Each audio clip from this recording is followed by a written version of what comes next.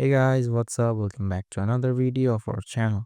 Today in this video, I'm gonna show you how to remove profile icon in League of Legends. So without wasting any more time, let's start out today's video.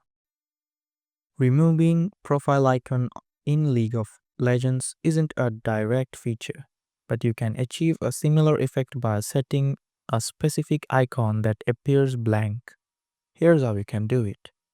Open League of Legends, launch the game and log into your account. Go to Collection. Click on the Collection tab at the top of the screen. Select Icons. Navigate to the Icons section. Choose Helmet Bro icon. Scroll down and find the Helmet Bro icon. This icon appears blank and can give the effect of having no icon. Save changes. Click on the Save button to apply the changes.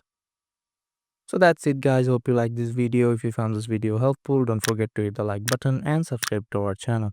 Till then, bye bye.